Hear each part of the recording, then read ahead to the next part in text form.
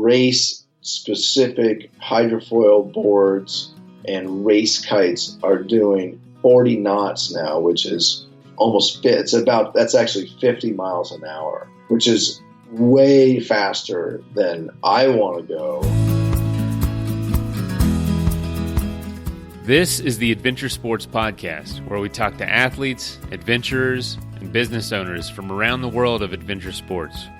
Whether you're climbing Mount Everest, starting a bike shop, or getting up off your couch to take your kids hiking for the first time, we want you to have the motivation and inspiration you need to chase that next adventure. The Adventure Sports Podcast is brought to you by Camp Crate, the leaders in fully planned self-guided backpacking adventures, as well as backpacking gear rental. You can check them out at campcrate.net.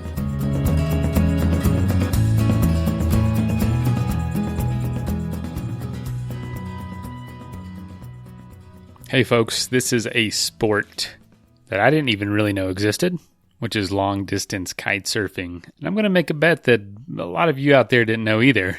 So I figured it'd be a good episode to replay from a few years ago. Kurt did the interview, and I hope you enjoy it. And as a reminder, our adventure grant is closed, the application that is, and we will be announcing a winner on here in a separate episode on June 15th. So be listening for that, especially if you applied. And go from there. Today's episode's sponsors are Athletic Brewing. They're the makers of non-alcoholic craft beer. Amazing stuff. If you don't want the effect of alcohol but want the taste of craft beer, check it out. Also, we have CS Instant Coffee. They're the makers of 100% Arabica Instant Coffee in single-serve packages with compostable packaging. Please keep sharing the show. Tell your friends. Keep reaching out with the guests that you want to be on. We love hearing from you guys. If you'd like to support us on Patreon, go to patreon.com/adventuresportspodcast. All right, here is the episode, and have a great Thursday.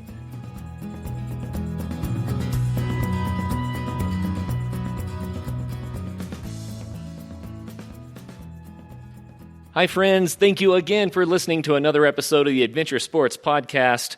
I have a really fun one for you today. We have not covered this sport much on the Adventure Sports Podcast yet. We did one show on this, almost 2 years ago. And so I'm excited to hit it today because it's so fresh. Today we're talking about kite surfing. And we're talking about kite surfing with someone who has quite a lot of experience and even taking kite surfing to new levels. I'm excited to hear his stories and all about the sport. Bowen, Dwelle, welcome to the program. Thanks, Kurt. Great to be here. Man, it's our pleasure. I have long enjoyed watching this sport, and I've never done it, but every time I'm at the coast or even on YouTube or something, I see people doing this kite surfing, and I'm just blown away. So many interesting dynamics involved in this skill set and in this adventure sport. So this is going to be a lot of fun today. But before we dive into the specifics, I really want to get the backstory. So who is Bowen Dwelle? Yeah, thanks, Kurt. Well, someday means never, right? So get out there and try it. Hopefully right. we'll clue you in a little bit and encourage you to do that. I grew up right here in San Francisco. I was born and raised. I'm a San Francisco native, and I have lived other places, but I spent most of my life living right here in and around the city of San Francisco. San Francisco, so that would be a fairly easy place, I would think, to become a kite surfer. San Francisco is definitely a world-class sailing venue. It's just the city by the bay, and we have wind, one way or another pretty much all year. And we have a very reliable, strong sailing season from March deep into September, and then again with storms on and off through the winter and that sort of thing. So yeah, it's definitely a sailor's city, and I grew up sailing here, and that was one of the threads that eventually led me to kite surfing. Well, before we dive too deeply into this, we should probably just define what kite surfing is for people who don't know. So take us there. Tell us what kite surfing is all about. Yeah, sure. Kite surfing is Um, it does take a little bit of describing. Most people are familiar with sailing, right? And that's where I usually start. It is, I think, from a physics point of view and from a sport point of view, a form of sailing. It's just that the sail, unlike a sailboat where the sail is attached to a mast, a vertical spar, which is sticking up out of the boat. Or in the case of a windsurfer, a windsurfer is a direct evolution of a sailboat. You still have a mast, right, that sticks up off the board, that's attached to the board. With a kite or kite surfing or kiteboarding, the sail is a kite. It's up in the air. It doesn't require any fixed spars to suspend or maintain the shape of the kite, and which results in a number of differences. The whole rig is lighter and smaller, and you can move the sail in 3 dimensions, right? Because just like you can fly, a kite around the sky, well, that's what we can do too. We can fly that kite all over the place and use it to generate apparent wind. We can use it to kind of grab, gusts and puffs of wind or get wind that is a little bit higher up in the air. Like often there's a wind gradient that results in the wind right at the surface of the water being weaker. So it's often the case that we can get around where other forms of sailing craft cannot. Right. So kite surfing is one way or another. It's some type of a board with a kite as the propulsion, and the kite is tethered to us, to the rider, with a harness that's very similar to a windsurfing harness. So there's a harness and a hook at your waist, and the force of the kite, the pull of the kite, is transmitted through that harness. Very good description. The first time I saw this, it reminded me of something out of a children's story, right? Where some kid goes up on the hill with a kite and the wind carries him away and he has some amazing adventure. And I thought, who dreamed this up? The imagination it takes to figure this out and to figure out how to make it work. But it does work. It's amazing how well it works. Do you know about the history of it? Yeah, a bit. And, it's great that you use the word magic. It is a really magical feeling. Of course, many sports are sort of magical, but people who surf, any form of surfing, right, if anyone who does any form of surfing is familiar with that gliding feeling, right, the feeling of gliding across the water, which is a very magical feeling. And with kite surfing, we have the gliding across the water feeling combined with the magical feeling of being pulled along by a sail, essentially, right? And even more magical is that the sail is a kite up in the sky, right? And it doesn't weigh anything, and you can fly it all over the place. So it is really magical. Who came up with it? Well, what popped into my head is the French, right? The French have a long tradition of sailing and of innovating in sailing and of inventing exotic forms of sailing and other sports. And I'm not an expert on the history of kite surfing, but there was kind of a parallel evolution where I think it was a couple of French brothers, the Ligonier brothers, and then also some Americans were having similar ideas at similar times, and started. And they were all windsurfers and sailors and surfers and that sort of thing. And so in the late 80s, early 90s, mid 90s, there was a sort of a proto sport of kiteboarding. And of course, the equipment gradually evolved, and it evolved more and more quickly. And really I didn't take it up until the mid 2000s, until 10 or 12 years ago. Right after a time when there had been a real leap in the evolution of the sophistication and also the safety of the equipment. which is a real key progression. And so now the gear is amazing. It works fantastically well, and it's the gears also tends to be it's reliable, it's predictable, it's quite safe to use. Well, I know it just looks amazing to see, and I think part of it that amazes me about it is that you're working in this fluid environment with two different types of fluids. You've got the liquid ocean or freshwater, as the case may be, right? But then you also have this air, this wind that you can't see that compresses and changes its speed and its angle and its velocity. And essentially it's invisible, right? So you've got these two fluids that sometimes are working with each other, sometimes against each other. And as the kite surfer, you have to read everything. You have to read the water, you have to read the wind, and you have to read your kite and how to get those things all organized to do what you want to do. And I think that's the dynamic of it that blows my mind. There's just so much going on. Yeah, that's very interesting that you hit upon that. A very perceptive of you. It is a complicated sport because of those four elements that are involved. That is the water and the air, and then the pieces of equipment that go with those. So the board and the water and the kite in the air. And so you have four things at least to manage.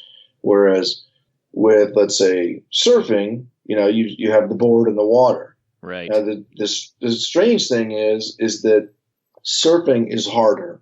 Like to get really good as a surfer, and even to have any fun as a surfer, I think it's harder.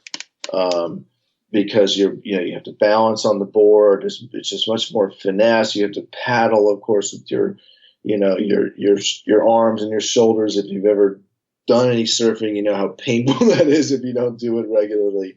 So surfing is difficult but simple. Kite surfing is easier but more complicated. Right. Physically easier is what you're saying. Yeah, and kind of easier to have fun doing it. It's complicated. It takes you have to take some commitment, some time to learn. But once you get over that initial learning curve and you're up and riding, you have this wave of euphoria, right? Because you feel that magic and you're getting pulled along.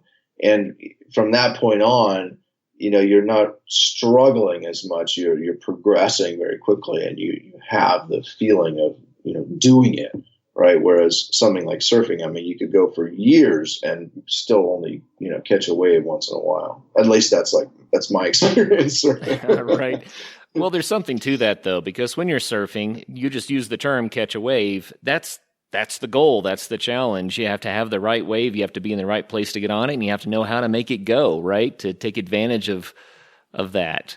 And so when you have some other kind of propulsion that helps you out a little bit, in this case, it's the kite and the wind, right? It allows you then to kind of manipulate everything a little bit more.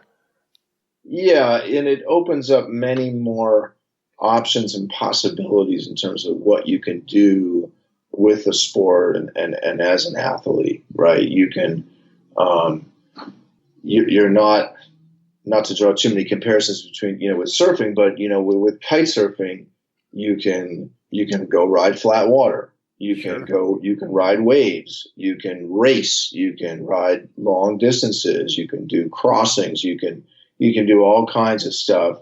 So you need wind, but wind is more, there's more wind around than there are good waves. That's for sure, for one thing. Okay. Yeah, I'll take your word for it. I think you're probably right about that for sure. But, everyone talks about trying to find the perfect wave, but the wind, anytime I go to the coast, there's wind. It just seems like that's there. Yeah, that's right. Exactly. It's, one way or another, there are a lot of places with wind that may or may not have good waves. Good waves are dependent on swell, which is just not a constant thing. And so again, using the wind as a tool opens up all these other possibilities for us as kite surfers. Yeah. Well, you mentioned before the show that the sport itself has changed a bit, that what's state of the art today is really advanced compared to how it started out. Can you illustrate that for us a little bit? Yeah, sure. Well, sports go through different stages of progression and evolution. All sports do, both in terms of equipment and technique. And with kite surfing, let's see, if we think back, well, I think that the most prevalent image that most people would conjure up of kite surfing is freestyle, someone doing tricks, doing all kinds of flips and rotations and spins and that sort of thing. And that does continue to be a popular discipline in the sport. But perhaps, well, certainly not the only one, and not the only major discipline in the sport. Wave riding began to become much more popular, I'd say about 10 or so years ago. And that was partly due to improvements in equipment that made it just more possible. The equipment became better suited to riding in waves. And also it was just kind of these things are also a bit of a fashion and trend sort of thing. So it just also wave riding took off a bit more at that time. And so that's become a major discipline in the sport. So in addition to like a freestyle world tour, there's a wave kite surfing world tour and competitions all over the world in that discipline. There's also racing. Racing has emerged also over the last 10 years, but more and more, so much more so over the last 5 years. And by racing, I mean course racing in the same way that sailboats, that you do sailboat racing around a course. And there's specialized racing equipment, boards and kites for kite course racing. And most recently, just as sailboat racing has evolved, and of course, if you're familiar with what's been going on with the America's Cup over the past two seasons in particular, all the the America's Cup has gone to hydrofoils, and that coincided with another wave of development in hydrofoil board development. And so just about the same time, kite surf course racing went to hydrofoil boards as well. And that revolutionized the racing scene. It also led to what now you're seeing the last literally just 2 years is the explosion of people riding hydrofoil boards, not just for racing, but for free riding and recreationally. Let's dive into that a little bit, if you don't mind. Yeah. That's fascinating. So a hydrofoil in the right conditions is going to be far more efficient. But how come? Why is that? I mean, what does a hydrofoil look like compared to the standard board, its predecessor, and how does it work dynamically differently? Yeah, it's really totally different from a physics point of view. So if you picture a board that we might ride, just picture any surfboard, like a 6 foot long surfboard that you might paddle into a normal wave. And many of us kite surfers ride surfboards like that. A board like that, as you're traveling over the surface of the water, the board is planing on the surface of the water, and it's, in a way, it's not doing all that much. I mean, you're pushing the board around, you're generating a little bit of lift with the fins,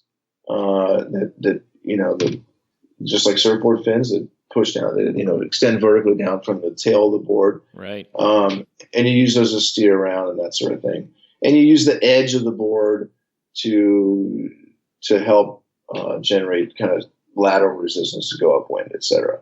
But you're gliding over the surface of the water, and that creates a lot of friction. Until you do something, until you get off the surface of the water, and that's what a hydrofoil does. So a hydrofoil is, perhaps you've seen them in the America's Cup. Those are like J foils or kind of L foils that extend down kind of like a J shape from the hulls of the AC boats.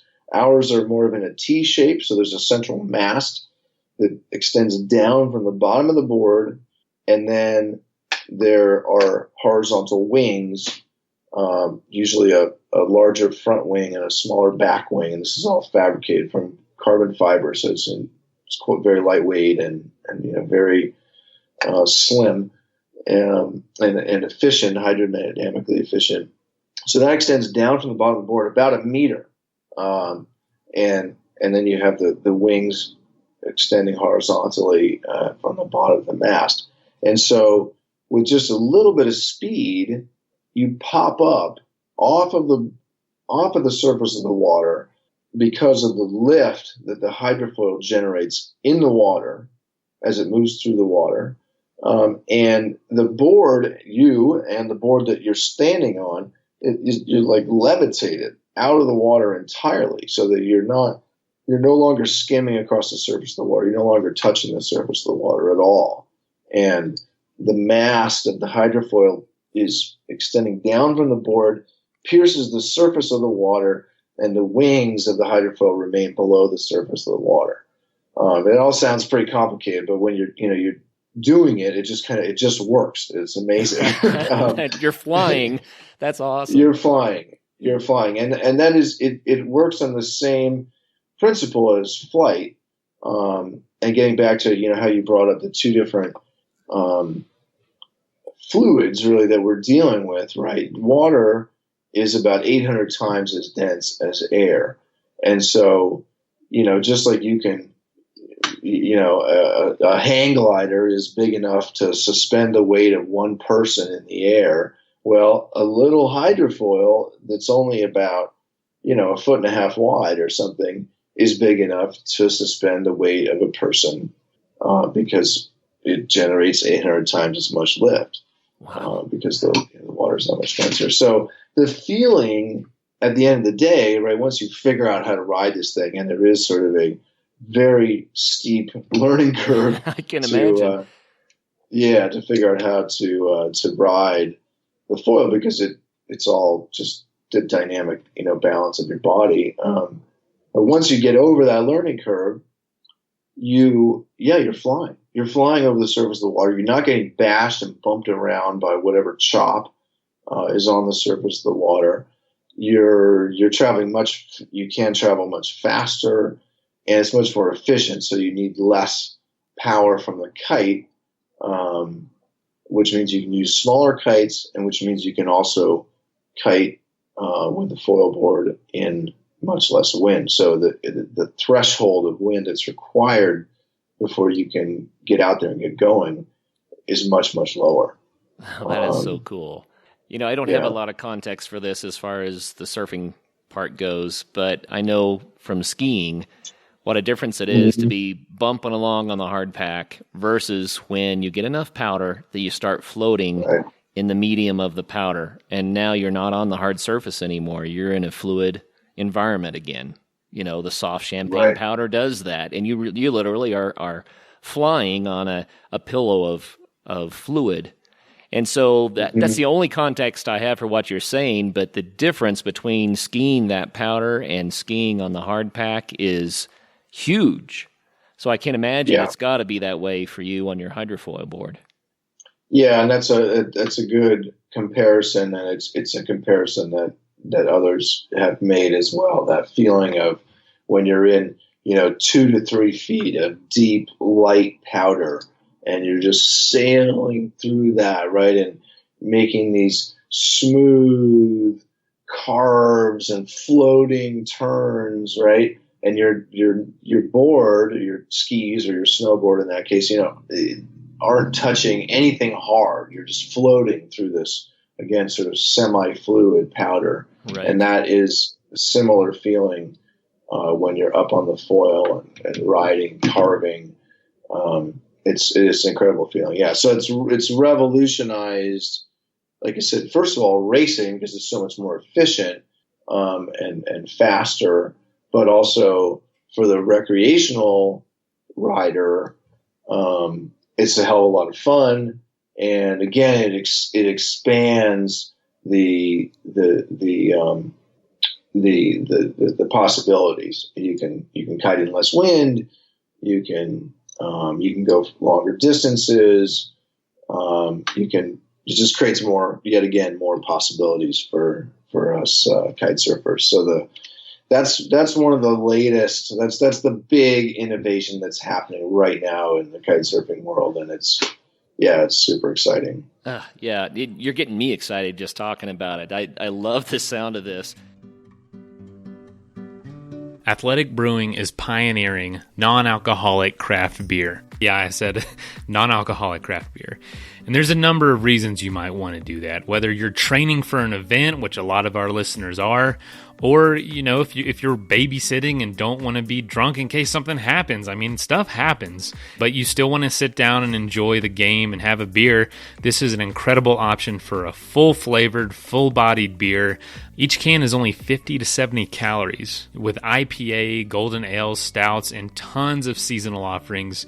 Athletic Brewing is a great option if you want that craft brewery taste, but not deal with the effects of alcohol itself. If you'd like to save 15% on your first order, go to athleticbrewing.com and use the code ADVENTURE at checkout.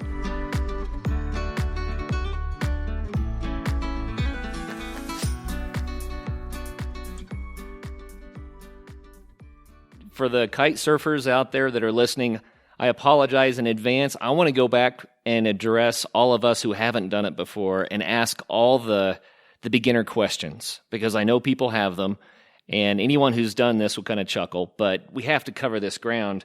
Beginner question number one, how hard is it? How hard is it to learn to do this?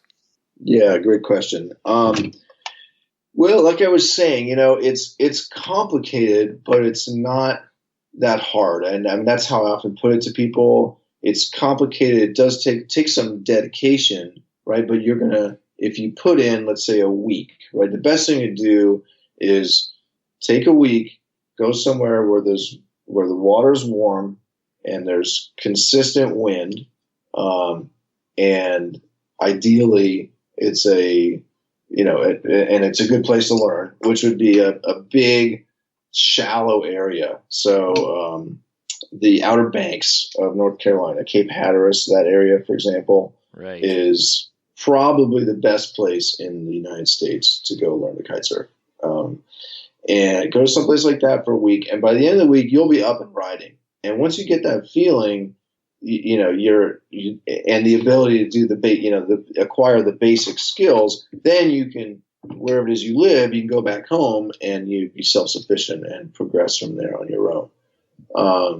So I don't know, how hard is it? You can be having fun in a week, and there are lots of other things that take a lot longer than that, right? So are you telling us that some things, it's a butt kicker for the first 2 or 3 days then? Yeah, it has that reputation, but also the equipment, there's some misconceptions or some perceptions that some people had from kind of the early days of kiteboarding, where the equipment was just not as good. The safety mechanisms, the release mechanisms had not been evolved yet. And also the kites, literally the kite designs were just not as sophisticated. And so it used to be that learning, you really did get yanked around a lot. And you got teabagged, right? As you're learning, you'd crash the kite and then you'd get dragged through the water, and that just, went on over and over again. But again, the equipment has evolved. And so, especially if you have your kind of athletic wits about you, and you've done other sports of various sorts, and you're comfortable in your body, and you're game to learn something new. Some people, you go out and be up and riding in a basic way, in a couple, 3 hours. So I would not say, I'm not going to back up the idea that you're going to get bashed around for 2 or 3 days. Not necessarily. Okay. I think it's improved from the early days. Well, that's encouraging at least, right? So then I have to ask the next question, and beginner question number, I guess, was that 3 now? How hard is it to learn how to fly the kite, to master that? Yeah, well, that's what I was just going to say, is that for most people is the big hurdle, I think, in terms of skills that they have to acquire. If you're not a sailor, right, then you're not familiar with the feeling of how you're not familiar with how a sail works or the feeling of controlling a sail. And even if you are a sailor, a kite is a bit different, but it is basically a sail. And so if you're a sailor or a windsurfer, or you've done any sort of kite sport, you're going to have a big advantage. If you're coming at it completely green and you've never sailed and you don't have any sense for how the wind works, that's another piece of being a sailor. You don't know how to read the wind or feel the wind, and you haven't gained that intuitive understanding of how strong the wind is, how gusts work, all that sort of stuff that becomes second nature. Then your learning curve is going to be longer in terms of dealing with the kite. Even so, I would say if someone who's brand new to it, if they're dedicated and they love it, and they continue to enjoy it as they're learning, that in their first year, let's say their first season of kite surfing, they could be having fun and able to ride in not any conditions, but in a very wide variety of conditions. Well, speaking of the conditions, beginner question, again, it has to pop up all the time. Can this kite just catch a huge gust and take off with you? I mean, is it going to bash you into the rocks or take you so high in the air that you don't want to come back down? I mean, how does that work? Yeah, the short answer is no. Again, the equipment has evolved, and so in the early days, there were stories of and examples of that happening with people, and even so, it was quite rare, and really due to user error, But the way the kites work, it's just like a sail on a sailboat. You can sheet in and out. Okay, so you have control over how much of the wind's power you are capturing by controlling the angle of attack of the kite, just like the angle of a sailboat's sail. And if a big gust comes along, well, you just sheet out or even just let go of the bar for a minute. And modern kites are such that they're basically completely depowered if you just let go of the bar. And then all you have to do is reach out and grab the bar again.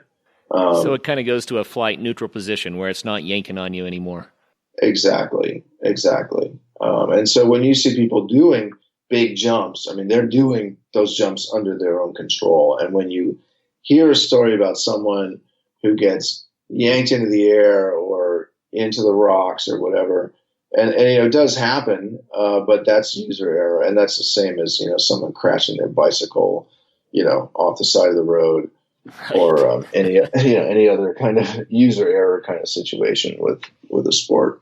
Well, here's a question for you. I mean, a lot of listeners, they've done a boogie board, or maybe they've done a surfboard, or maybe they water ski, whatever it is. Maybe it's a wakeboard, but they kind of get the feeling of, okay, I've got a board that planes on the water. But does the kite help you to balance on that board, or does it complicate the balance?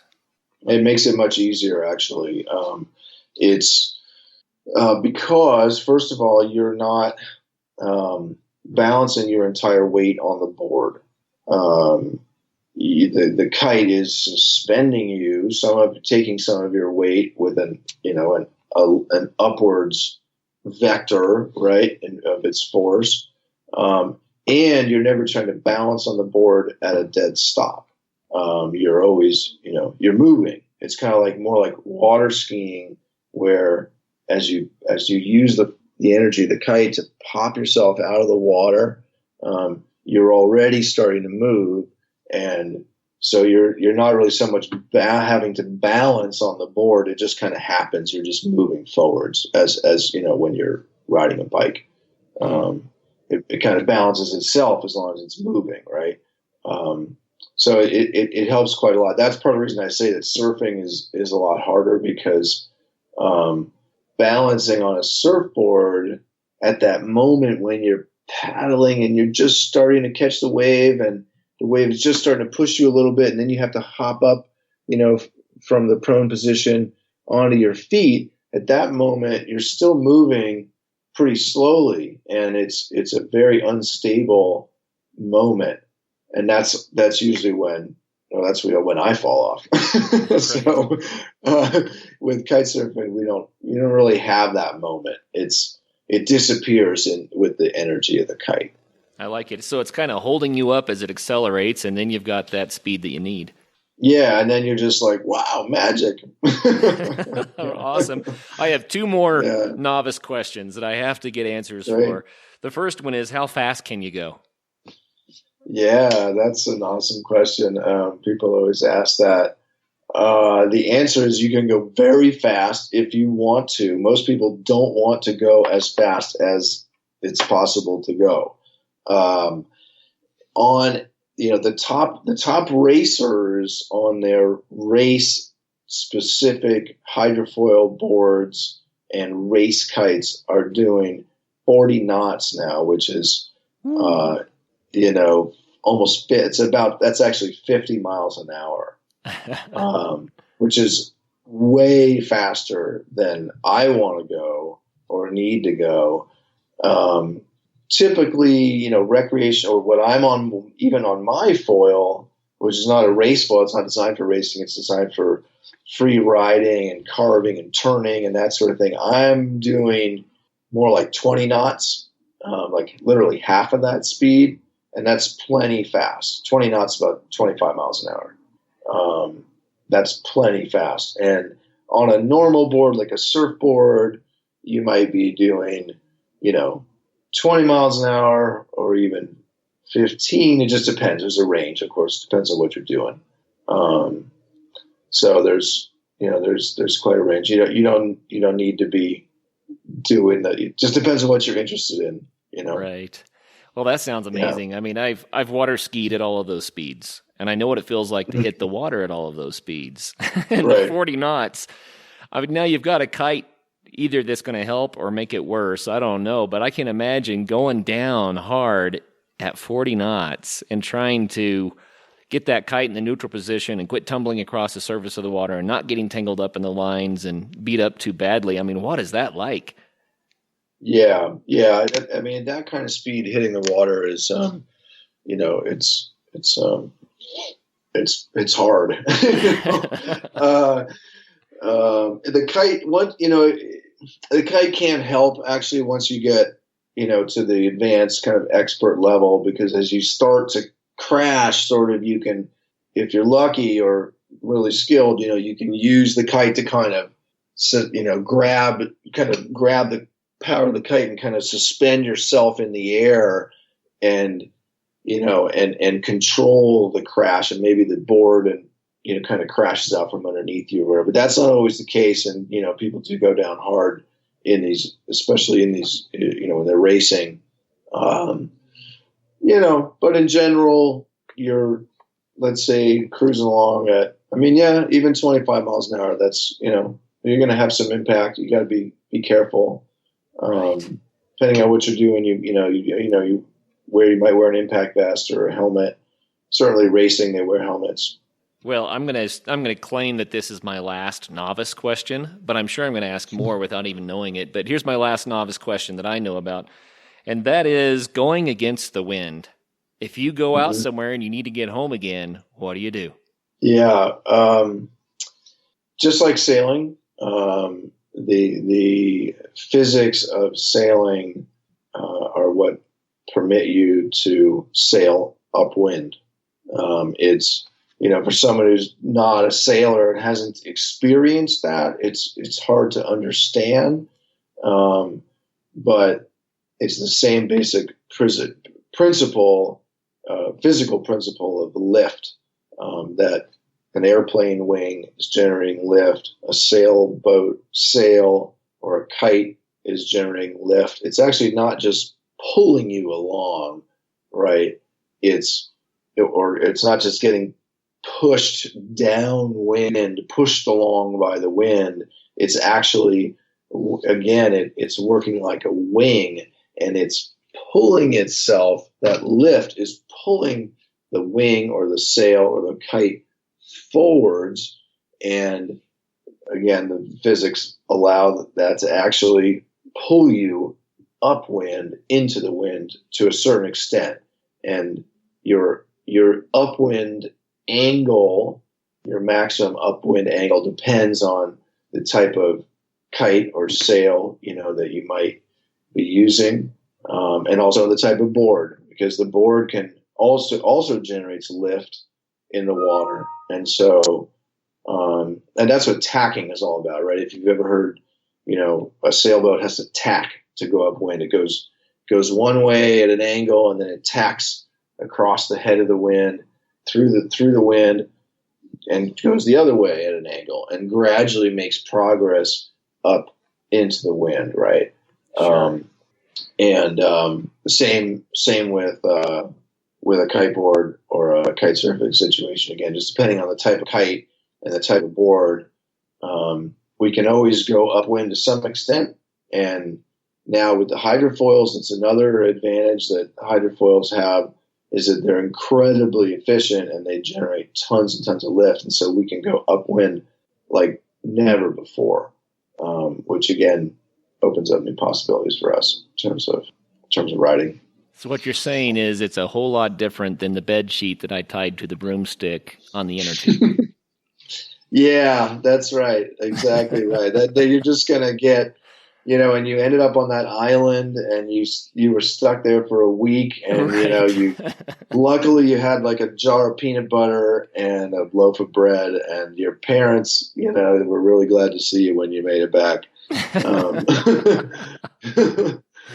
Oh, that's cool. I get the idea of the wing, though. It's not that the kite is dragging you then. It's that it actually is creating a lateral force that you can angle and use to pull you into the wind a little bit and that kind of thing. It makes sense, just like sailing. Matter of fact, I have to bring up the Adventure Sports Podcast is brought to you by 180 Tack. Where did that come from?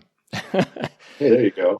We chose that name because we love the idea of changing directions and flying with the wind. But anyway. Uh-huh. Oh, interesting. Yeah, I was going to ask you about that name, actually, because, of course, it is a sailing reference. Yep. This episode is also sponsored by CS Instant Coffee, 100% Arabica coffee with compostable packaging. And you can find them at csinstant.coffee and use adventure at checkout for 20% off. Well, we've got to talk about some of the things that you have done with this amazing sport. You've done such a perfect job of describing it to us. I feel like I've had my first lesson now. All I need is the equipment and a good breeze and a little bit of water, right? But you have done some amazing trips where you are covering vast distances kite surfing. So instead of like, okay, I went out on the lake and I moved around, or I went out and I came back again, you're traveling with this. I mean, you're treating this like it's maybe a bicycle that you could cover a continent with. Yeah, absolutely right. There are. Well, there are certain places in the world, and it depends on the wind conditions and the geography, and also to some extent the climate, and other factors. But there are some places in the world where it is possible to do long distance journeys, by kite, much in the way that you would travel down the coast somewhere by sailboat. That's kind of what we're doing in some parts of the world. And yeah, it's also similar to what you might do, on a bicycle or long distance, backpacking, or even similar to what, some paragliders do in what they call volbiv, which is, like fly and camp, or Volvisa, which is fly and then use your Visa card to stay at a little hotel, and then fly and then use your Visa card to stay at a little hotel. So we do both of those. And the place where I've done it most is on the coast of Brazil, the northern coast of Brazil, which is, because of a number of reasons, is the perfect place to do long distance kite surfing. It's warm, right? It's close to the equator. The water's warm, the air's warm. And if you look at a map and look at the northern coast of Brazil, it slopes kind of from the west northwest to the east southeast, and it's right in the path of the Atlantic trade winds, which come from the east to the west across the Atlantic there. And so all along that coast, you have steady winds. So you got warm water, warm air, steady winds, sandy beaches, good food, friendly people, and Brazil's a big country. So there's more than 1,000 miles. I mean, there's a very long distance of coastline there that you can travel down with relatively, with a relatively reasonable degree of possibility. I mean, there's still a lot of challenges involved, but at least it's possible. The more possible that it is. Yeah. All of our adventure travelers just woke up. They're like, what? What? Say that again? What? So how do you carry gear if you wanted to camp? Can you do that? Yeah, you can. And I have done one trip like that so far where we carried everything that we needed. And again, because of the climate, you don't need to carry very much. You really, in the water's warm enough, you can just wear board shorts. And when you get out of the water, you really just need like a dry t-shirt and maybe a fleece or something like that for the evening. And you can sleep in a hammock, which is very small, weighs very little. You get what's called a garimpero, which is like a travel hammock made out of nylon material. Or you use some cash or a piece of card and stay in a little local inn of some sort. Because there are towns all on the coast, and so you can kind of do it either way. But yeah, it is possible to carry everything you need, and we use waterproof backpacks to carry what little equipment we need with us. Most of it's like cameras and batteries, because these days, if you don't capture it on film, or on an SD card, it hasn't happened, right? So right. I just envision you guys coming in. I mean, someone's on the beach, right, doing what you do on the beach, and then they see you way the heck out there somewhere, and then you're getting slightly bigger, and what is that guy doing? And then you stop at the beach, and you come in, you walk up, and you're like looking for that little bite of lunch or something. Dude, where did you come from? You know what I mean? Yeah, I do, and it's really amazing to arrive somewhere that way and to be able to say to yourself or whoever asks you, well, we came from up the coast. Well, where did you come from? And they usually say the next town or the other end of the beach or something, and we'll say, well, no, we came from this place that's like 100 kilometers, up the beach, for example. And that's a pretty normal day for us long distance kiting. 50 to 70K is pretty easy. It's a short day. 100K is a moderately long day, and you can do longer than that, 120, 150. There are other guys, there are always some people that are trying to push the extreme of whatever angle that they're into. And right. So there are people who try to set distance records, right, of how long they can go in a particular day. That's not my particular interest. My interest is the long distance experience and the journey, the experience of going from place to place. And what you just alluded to is that, you wake up in the morning, you might be, camped on a beach somewhere or staying in a little local village, and you set up your kite and you get in the water, and that's it. You just leave. You don't need anything else. You don't have anything else, and at some point later in the day, you decide where you want to stop, and you pull up into the beach and put your feet on the sand, and there you are. And so it's nice. Yeah, it's amazing. So we do travel, a long way, but we're not necessarily trying to travel. We're not trying to necessarily set records, per day or that sort of thing.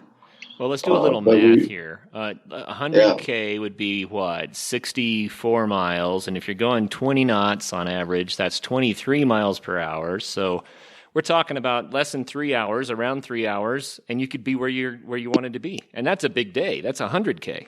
Yeah, the math works out a little bit differently because even going downwind, we are tacking to some extent. So we're not going in a dead straight line, first of all. Gotcha. We're tacking back and forth. And then, of course, there's some variation in your speed. You often, we are stopping here and there along the way. And there's, of course, variations in the, which way the coastline is going. You have to go out around a point or, in through a bay or something like that.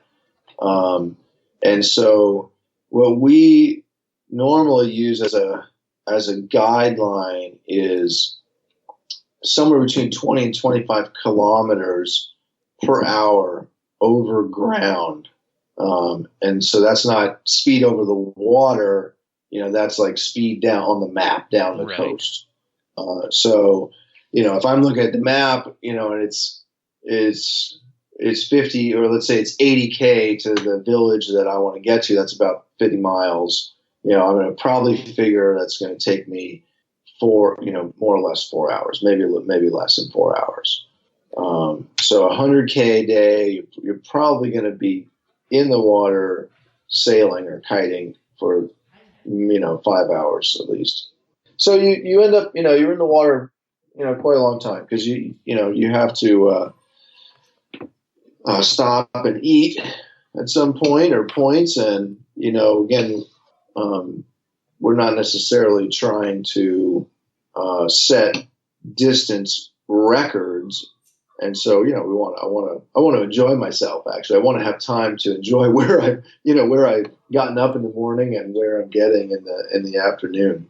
Well, I think that might be what makes it so great. But I have to say this: we've talked to a lot of thru hikers and a lot of different backpackers. I'm the backpacker who likes to see and experience where I am. So I don't go for huge distance, although I do go very long days. But then there are the people that are trying to cover a certain distance in, a certain number of weeks or something. And for them, it's all about the miles, And both ways of backpacking are legit, totally legit. It's what you enjoy doing. Yeah. And what you're describing, that would be the way I'd want to do it. It'd be like, oh, look at that cantina over there. I'm going to stop here, grab some lunch, sit in the shade for a while. You know what I mean? I think that would be awesome. Yeah, absolutely. And there's a real... You get aspects of both, and you drew the parallel with through hiking, and you could say the same about, long distance cycling or running or any sport where you're traveling. You can put your head down and try to make as many miles as you can, either because you want to or you need to. But with your head down, kind of literally. You're not going to see and experience as much of the place. You might have more of an endurance experience, more of a physical trial kind of. And that's, some people, that's more what they want. Right. For me, it's a balance of the two, and the physicality of it is a big part of what I enjoy, but I want to have my head up so I can be looking around, enjoying the incredible geography that I'm passing through. And yeah, if I see a cool looking village or a beautiful beach or, somewhere I want to stop, that I can stop and exactly hang out there or meet some people or have something to eat or circle back. If there's a good, I come around a point and there's a wave there to ride. I want to hang out there for, 10, 20 minutes and ride the wave before continuing on. Oh, that's fun. That's really fun. So, how long of distances do you go on these trips? Not per day. I mean, for like the whole trip. Yeah, total. Yeah, I mean, I've done a couple of 400K trips. I've done a couple of 600. So 4, 5, 600K. That's what it's been for me in Brazil. But you could really do, you put it together however you want to. Someone might only want to ride 10, 20, 30 miles in a day, right? And and if you have the time, that's the other, time is certainly a factor for all of us one way or another. Most people don't have a month to just go take off and kind of work their way slowly down the coast somewhere. If you do, yeah, well, I mean, do that. But in a week, right, you could you could do shorter hops and do a couple 200 or 300K, or if you're pushing it and doing 100K days, then you could do 500, 600, something like that. That's cool. I never dreamed that kite surfing could be a mode of travel. I always thought of it as something you did out in the waves. I'm out from the beach, I'm coming back to the beach. I always thought of it that way. So to do it the way you're doing it, that just opens up a whole new world. It's like, dang, this is really cool stuff. Exciting to me. So I got to ask another novice question. Here we go. How far out do you go? I mean, you could go way the heck out there, I guess. Yes, and you can.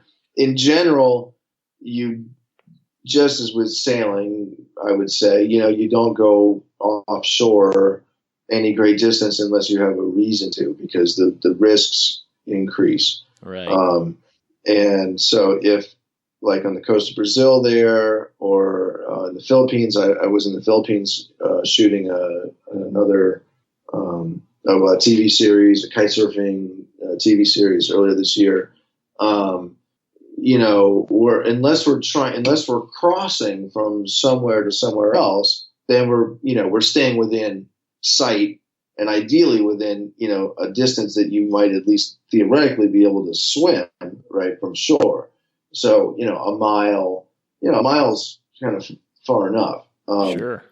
Then again, because once you get this in your mind that you can use the kite as a form of transportation and use it to get from place to place, you look at the map or you look out at the horizon and you see an island over there and you think, oh, I'm going to go to that island,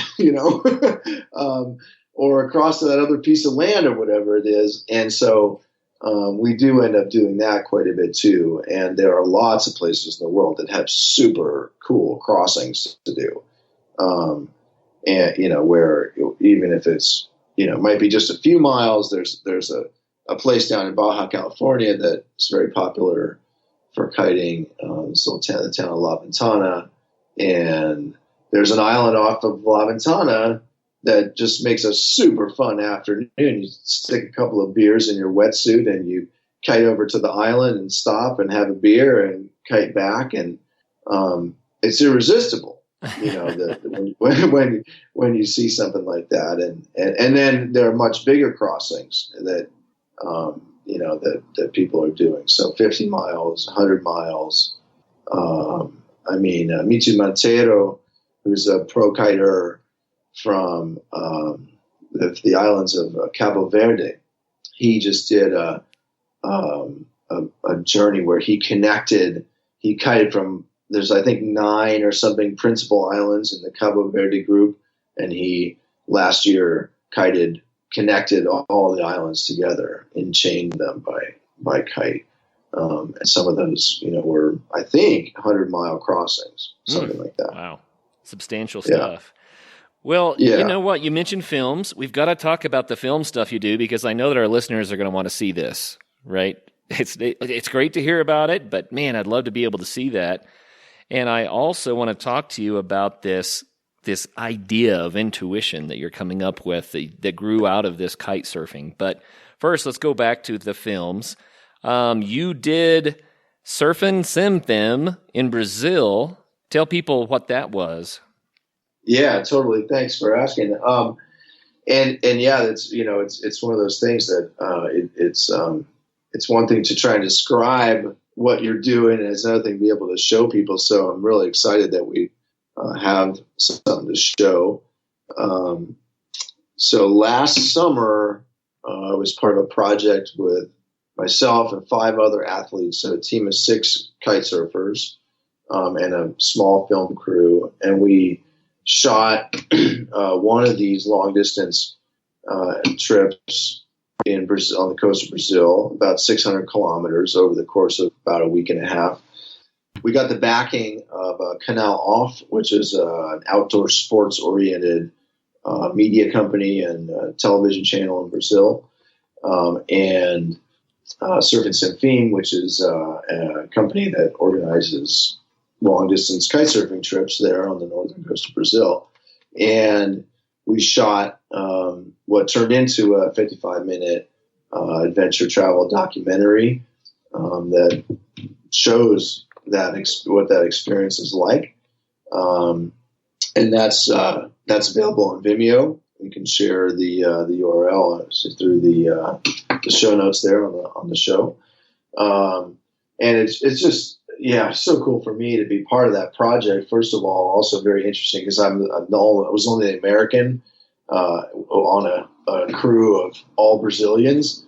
And so the production, it is mostly in Portuguese. And then, my dialogue is in English, and then there's subtitles, English subtitles for the rest of the athletes. But yeah, it was just a fantastic project to be part of. I learned a lot and had a fantastic time, and it turned out really, really well. So I think it really does show the long distance experience that I'm talking about. Oh, that's awesome. So let me explain how to spell this and that kind of thing, and we'll put this in the show notes like you mentioned.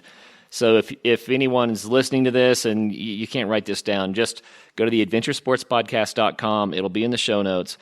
But Surf and Sim Theme, you have to think Portuguese here. Sim is S-E-M and Theme is F-I-M.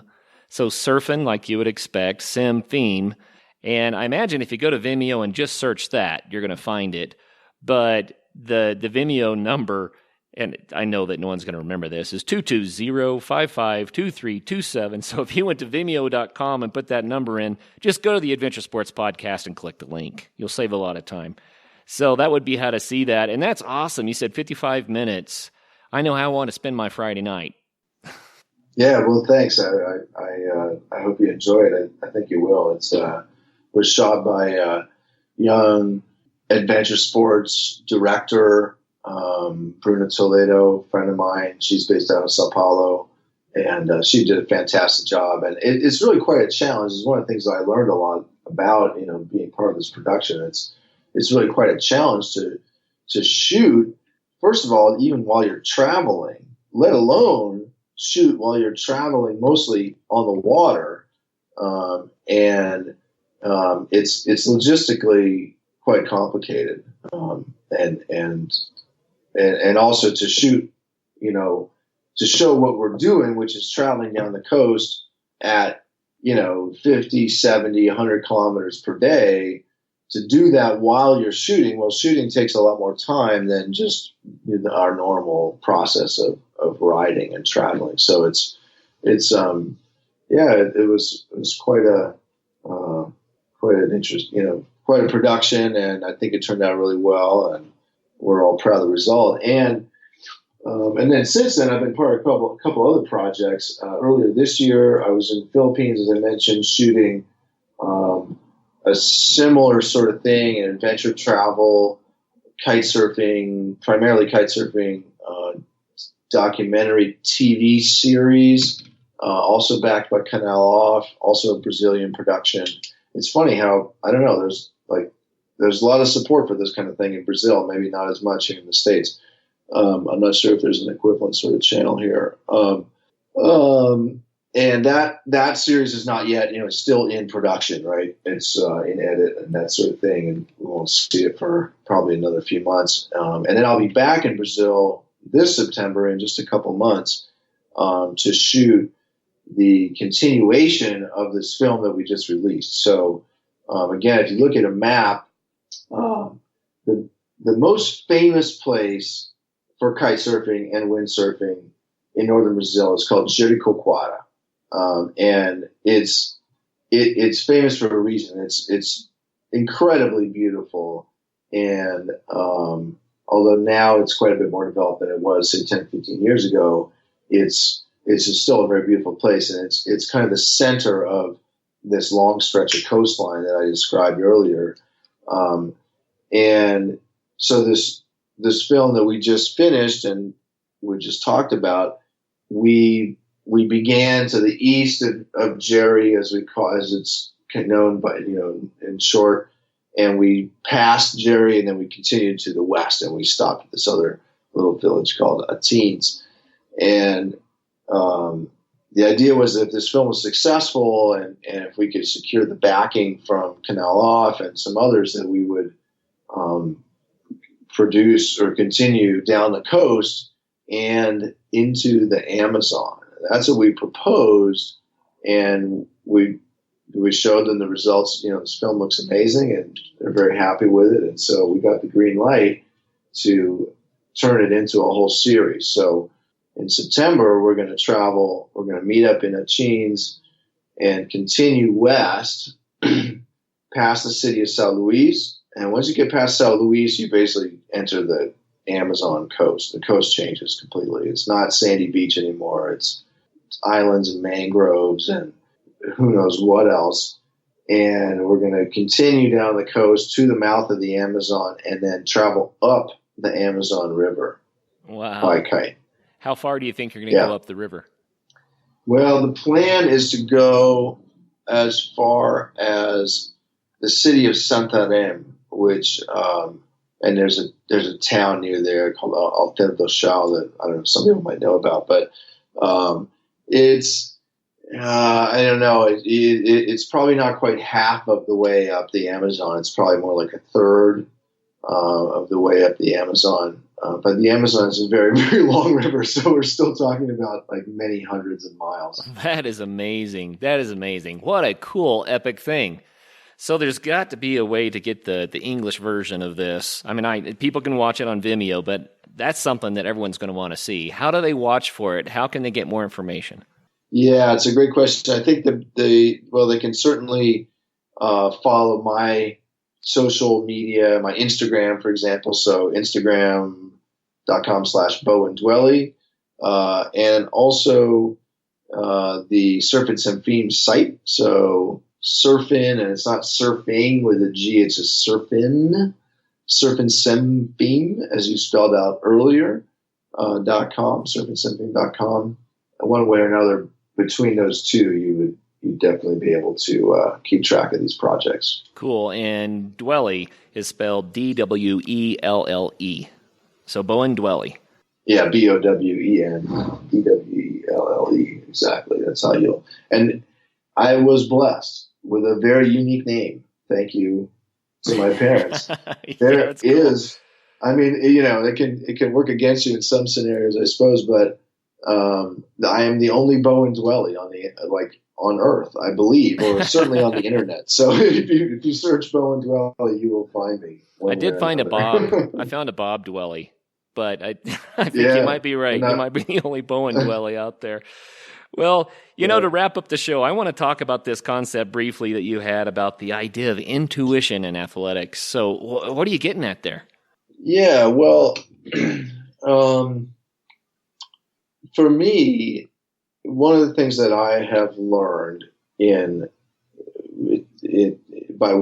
through my own process of becoming a part-time professional athlete at the age of, now I'm 47, so I'm not a lifelong hardcore athlete, but as I got more and more into kite surfing, I started getting invited to participate in projects like these films we just talked about, et cetera, and really to pursue it, with a more athletic and kind of dedicated mindset. And one of the things that I discovered was that as I did that more and more, and not just kite surfing, I do a lot of other athletic things as well. I'm a trail runner, I'm a paraglider pilot, an open water swimmer, kind of whatever I get my hands on in a way. The more time that I spent being athletic, and in particular being athletic outdoors, I found that my intuition got better. What do I mean? Intuition. I mean my ability to essentially to decide without deciding, right? To know what to do in any given moment without having to deliberate over what to do. And that, that what to do could be, it could be what to eat for breakfast, right? Or it could be, should I, this doesn't apply to me, but, should I marry this person, or something like that. I mean, intuition is one of the most powerful mechanisms that we have for interacting with the world. And I think many of us struggle with trying to make decisions. Decision making is hard, and it's not super fun really either. Whereas arriving at what feels and what to be the right course of action by intuition or gut feel or whatever you might call it, it's more fun. It's easier. It's more fun. It feels good, and it's a great complement, of course, to intellectual decision making. So to have strong intuition is a very powerful thing, and I for one didn't really know how to strengthen my intuition until I kind of saw that happening through athletics.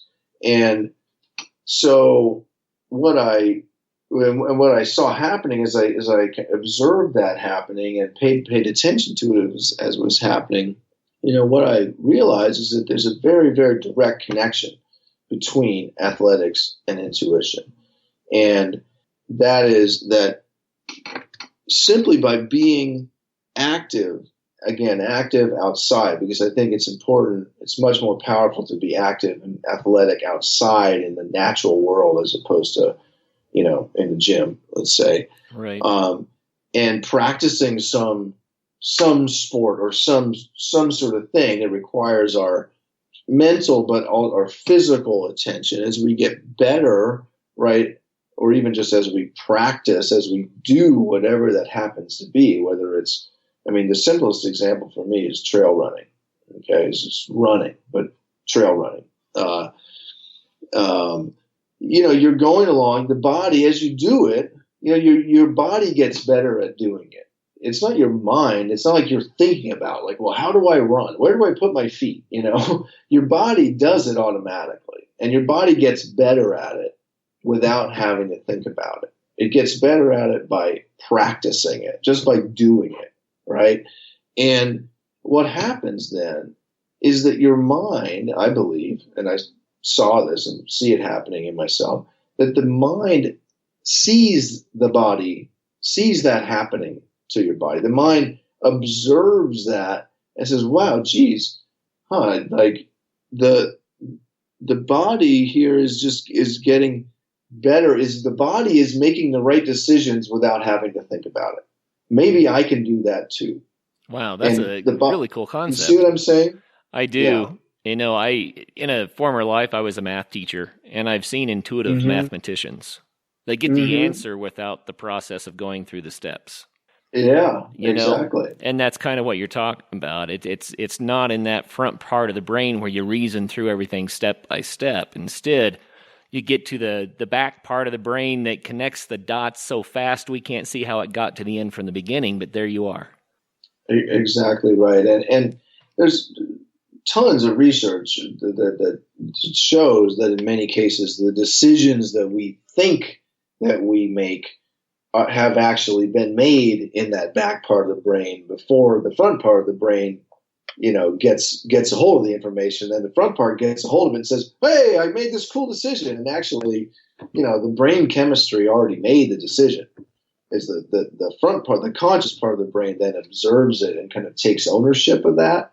And not in every case, but certainly in perhaps half the cases or just as much. And so for me, noticing or seeing that pathway, that the mind can see this happening with the body, see the body just getting better at doing stuff. And then the mind says, yeah, well, the body can run along the trail or, kite surf down the coast for hours at a time and do the right thing without really having to think about it, right? Your mind is often free to think about other things while you're out there doing these. And many people say that they get their best thinking done while they're running or cycling, doing whatever else. And so then again, the mind learns how intuition works, and that intuition does work by observing the intuitive movement of the body. That physical competence leads to intuitive mental confidence. I think there's a direct connection there. Yeah, I love it. I love it. It's the first time that I've had a guest talk about that angle on it. A lot of people have talked about getting in the zone, right? Mm-hmm. Getting really focused, and others have talked about what you just described, being able to really think when they're on a long run or a long hike, and how that really changed them. But to make that connection to intuition and intuitive thought and developing that skill set, that's what you're doing. You're developing a skill set that all people have, but they may not even realize it. But you found a way to develop it, and I can see all the benefits. There's a book there, Bowen. Are you going to write it for us so we can read it? Thank you. Yeah, it's that has occurred to me certainly, and I am working on the outline for the working title of the Decide Nothing Toolkit. I love it. Decide Nothing Toolkit. Okay, well, keep us informed, because we want to have you back on to talk specifically about that when you get farther down the road on that project. That's awesome. Well, fantastic. Well, I'm glad that that the idea resonates with you, and that's really encouraging. Thanks. Well, the reason it resonates so much is because we know the amazing benefits of adventure sports, and it doesn't, like you illustrated, it doesn't really matter what the sport is. If you get out there and you're active and you're connecting with nature and you're enjoying yourself, then the benefits are vast. But to talk about this particular benefit, it's something we haven't done a lot on the show, and that's why I connect to it so much. How cool is that? I really like that. I really like that. Well, man, we have run completely out of time, but it was worth the extra moments to hear about that. I really enjoy it. Bowen, thank you for coming on the Adventure Sports Podcast and sharing this world with us. Man, kite surfing and adventure sports in general, and how you can use kite surfing to travel. I mean, everything about this is so cool. So thanks, man, for sharing with us. Yeah, my pleasure. Thanks for having me, Kurt. It's been a real pleasure to talk with you and share a bit about kite surfing. And I encourage you and everyone else out there to give it a shot. Yeah, it is on my list, and that's the biggest problem with hosting this show is my list is way, way too long. But it is certainly on my list. I appreciate that. Well, Bowen, thank you very much again. And for all of our listeners out there, man, kite surfing, how cool is this? Remember, until the next show, to get out there and have some fun.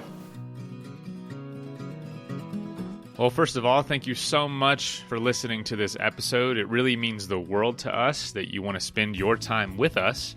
If you'd like to help us further, please just leave us a review on iTunes, share us on social media, tell your friends about us. You can become a patron, a supporter of the show for $5 a month at patreon.com/Adventure Sports Podcast.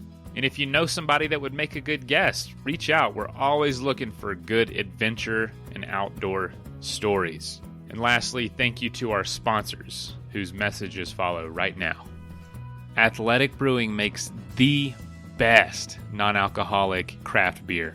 Go to their website at athleticbrewing.com and use the code in our show notes to save 15% on your first order.